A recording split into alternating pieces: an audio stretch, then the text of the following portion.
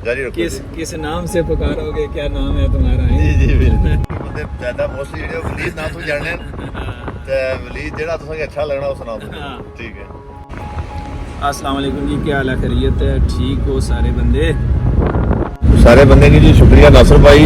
इतफाक सी दा सफर ही जितो जाने इकट्ठे हो गया तो पैसे का वाकई फर्क नहीं लगना कि बंदा इकट्ठे आप कोई गलबात करे तो इंटरेस्टिंग गल्ला जो गल आएगी ना भाई, काफ़ी सारे भाड़े जो अफराद लोग उन्हें नहीं पता कि ये स्मोकिंग करना रहा 10 साल ये सिगरेट की जी लानत सी इसने भी जरिया मीरपुर जिला कॉलेज का जमाना सी तो मेरे जो कॉलेज फैलो हॉस्टल फैलो उन्हें भी पता कि हॉस्टल मोहल्ले में क्या क्या बुराइयां होनी, लेकिन अल्लाह माफी के अल्लाह ताला बचाई रखा।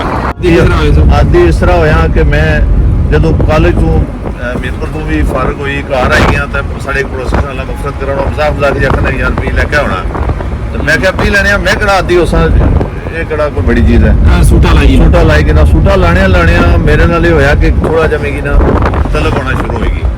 फिर साड़ा एक भाई है बाजार नमाज साड़ी उसने बेकरी है उसने पर बेकरी मशहूरी कर रहे हैं जी अलजायद बेकर नमाज उत्थे भी नवा था जिला खुले तक लाई के ना बजाखे पीनिया आदत पै गई। हालांकि उस भी मैं मना ही किया हमेशा कि ना कर, लेकिन बहरहाल चलो करने फिर अल्लाह बचा लिया और इतों आदत पई और 10 साल मैं स्टिल रोजाना एक डब्बी जी मैं पीना पल्ले सिगरेट नानी चीज नहीं पकड़ी नहीं। तुसानी जेडी सिगरेट पीने नी आदत बनती ओ मतलब तुसा कॉलेज यूनिवर्सिटी नहीं बनती अब तक जेड़ा बड़ा जमाना हां जी जो सारा दूसरी ना जमाना स्टार्ट होने से लोग जाने ना वो ना कॉलेज दुनिया बंदा करू जिला आजाद होना था उदा पता ही समझना कि असली दुनिया पर आए हैं।